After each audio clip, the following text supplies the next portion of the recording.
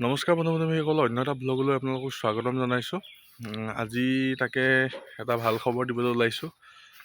এই মানুহগৰাকীক লৈ যাবলৈ লৈছোঁ মেডিকেল। বৰ্তমান আপোনালোকেতো গম পায়েই, আমাৰ খবৰটো গম পায়েই।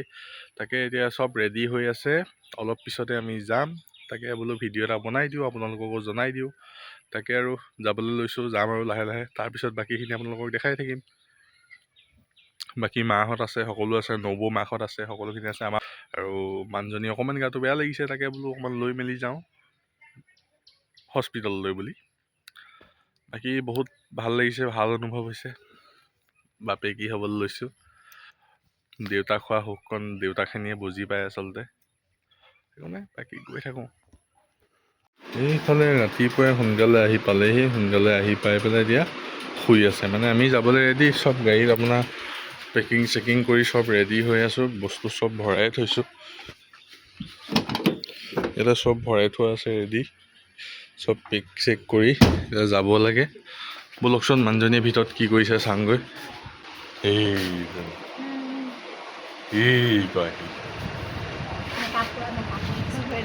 ৰাতিপুৱা টোপনি ক্ষতি কৰি এতিয়া মেকআপ চেকআপ কৰি মেলি আজৰি। আমাৰ বাইদেউ বহি আছে, মা দেউতা বহি আছে, নবৌ খবৰ ল'বলৈ আহিছে। হেল্ল' এভৰিৱান, আজিৰ ব্লগটো যিহেতু মোৰ মানুহজনে আৰম্ভ কৰিলে, ভালেই হ'ল বাৰু, নোকোৱাকৈ যে আৰম্ভ কৰিলে আজি। আৰু এইফালে মোক দেখিছেনে, পূৰা চকু তকু সোমাই আছে। যোৱাকালি ৰাতিৰ পৰাই অলপমান গা চাপ বেয়া আছিলে যে, টোপনিয়ে নধৰিলে, সেইটো কাৰণে অকণমান চকু তকু সোমাই গ'ল আৰু এতিয়াও শুব পৰা নাই যে দিনত। আৰু এতিয়া বাজিছে 11:30 বাজিলে। এতিয়া আমি 2:00 বজাত যাম বুলি ভাবিছোঁ আৰু মেডিকেললৈ। এতিয়া সোনকালে গৈ নাথাকোঁ, মানে অকণমান ঘৰত থাকিলে অকণমান ফ্ৰী পাওঁতো, গতিকে তালৈ গ'লে অকণমান দিগদাৰেই হ'ব নেকি ভাবিছোঁ। আৰু তাতে গৰমো পৰিছে। মই যোনজনৰ ওচৰত চিকিৎসা কৰি আছিলোঁ, মানে যোনজনৰ ওচৰত দেখাই আছিলোঁ, সেইজনৰ ছাৰৰ মানে ডিউটি আজি 2টা বজাৰ পৰাই আছে। গতিকে 2:30 বজাত যাম চাগে। এতিয়াও গা চকু বেয়াই হৈ আছে বাৰু, তথাপিও অলপ টাইম ৰখোচোন ঘৰতে। এনেদৰে ব্লগটো বনাবলৈ মন নাছিলে অৱশ্যে, মানুহজনে আৰম্ভ কৰি দিলে যিহেতু বনাই থওঁ বোলো, পাছলৈও চাবলৈকে হ'ব যে এনেকুৱা দিন এটা আমিও পাৰ কৰিছোঁ। মানে বাকী ঘৰৰ পৰা যোৱাৰ পাছত মই চাগে এনেকৈ ব্লগ বনাব নোৱাৰিম দেই। মানুহজনে বনাব, নহ'লে মায়ে বনাব। সেনেকৈ আপোনালোকক অলপ দেখাম আৰু এনেকৈ ভিডিঅ' বনোৱা দেখি কোনেও যাতে বেয়া কমেণ্ট নকৰে দেই। কাৰোবাৰ যদি চাবলৈ ইচ্ছা নাই এইটো টপিকৰ ওপৰত, তেতিয়াহ'লে ধুনীয়াকৈ স্কিপ কৰি দিব পাৰে, যিহেতু আমি কোনো জোৰ কৰা নাই যে আমাৰ ভিডিঅ' চাবই লাগিব। গতিকে কাৰোবাৰ চাবলৈ ইচ্ছা থকাবিলাকহে চাব বুলি ভাবিছোঁ এই ব্লগটো দেই। বাকী মানুহজনে সেইপিনেতো দেখালেই, গাড়ী চাড়ী ৰেডি কৰি থৈছে ধুনীয়াকৈ, সেইখিনিতো দেখিলে আপোনালোকে। আকৌ নেদেখাওঁ আৰু একেখিনিকে। আৰু আজি যদিও মানে ৰ'দটো নাই, তথাপিও বহুত গৰম পৰিছে। বৰষুণ এজাক নাই দিয়া আজি। আৰু এটা কথা, ঘৰতনো ফেনৰ তলত থাকি আৰাম কৰি থাকিলে কিটো হ'ব ন, তাততো ফেনৰ হাৱাটো ইমান ল'বলৈ নিদিব চাগে, নিদিয়ে বুলি শুনিছোঁ মানে। আৰু আমাৰ নবৌটো জানেতো, নিদিয়ে বোলে, দিগদাৰ হয় যে, সেইটো কাৰণে এনেদৰে যিমানখিনি পাৰোঁ আপোনালোকক দেখাই থাকিম। কি হয় কি নহয় আপোনালোকে চাই থাকিব। আমাৰ মাজলৈ কোন আহে সেয়াও আপোনালোকক দেখুৱাম। মোৰ আকৌ অকণমান শুবলৈও মন গৈছে, টোপনিও ধৰি আছে যে, কিন্তু শুব নালাগে বুলি কয়, অলপমান খোজকাঢ়ি থাকিবলৈও কৈছে।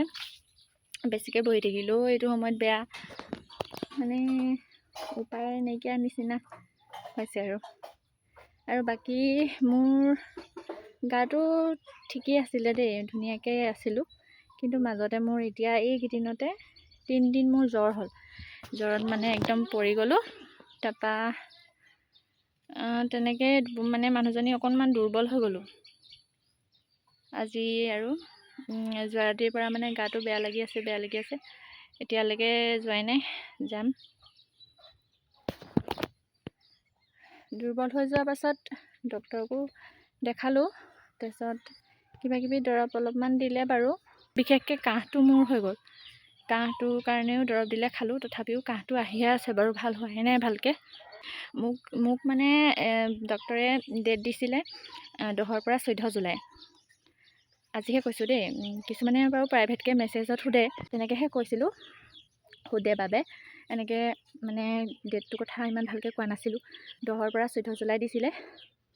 আৰু যোৱাকালি ৰাতি মানে 11টামান বজাৰ পৰা মোৰ অলপমান গা চাবোৰ বেয়া হৈ আহিছিলে।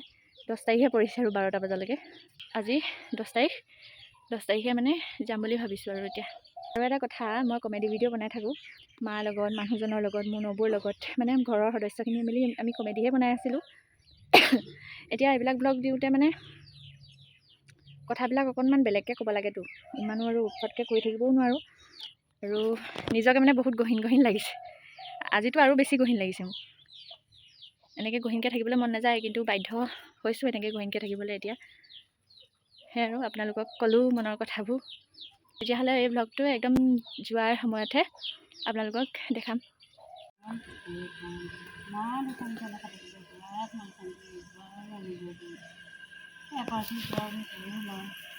দেখিছা কথাটো যেতিয়া নাম অনুসাৰ একো নাজানো আমি যাতে নিজে নিজে হৈ গাখীৰ দিয়া আশাৰ বন্দি এই ছোৱালী পোৱালিটো আৰু যাতে বহৰ পৰা বামলৈ আনা আৰু তাকে কামনা কৰি আৰু আপোনাৰ চৰণত সেৱা এটা দিয়ে লৈছোঁ আৰু বহুত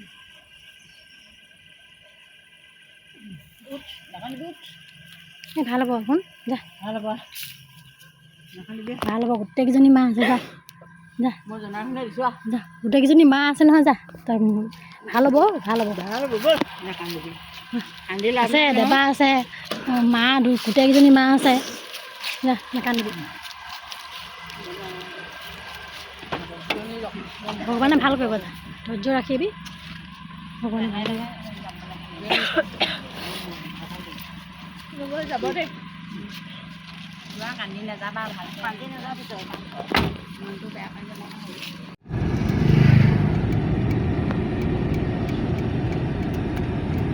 স্পীড ব্ৰেকাৰকেইটা চাই চাই নিবি দেই।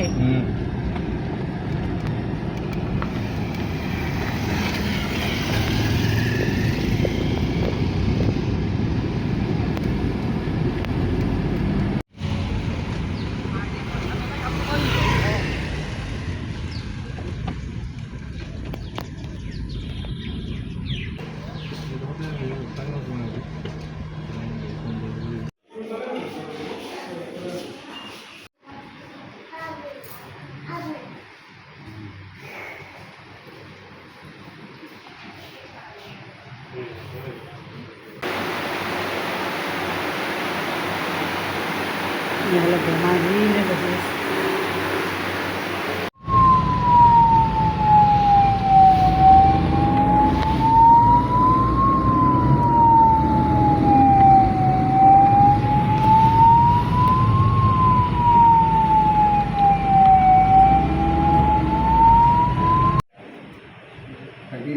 ইপিনে আৰু কাপোৰ ডাঙৰমান হ'লগৈ, ইপিনে কাপোৰ ইপিনে কাপোৰ ডাঙৰমান আৰু তাৰ কাপোৰটো সলনি হ'ল যে হ'ব একো নাই আছে পিনে কপাই নি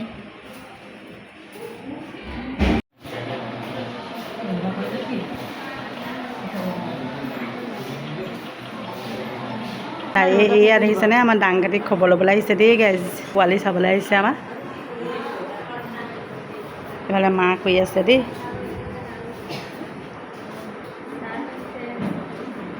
দেখোন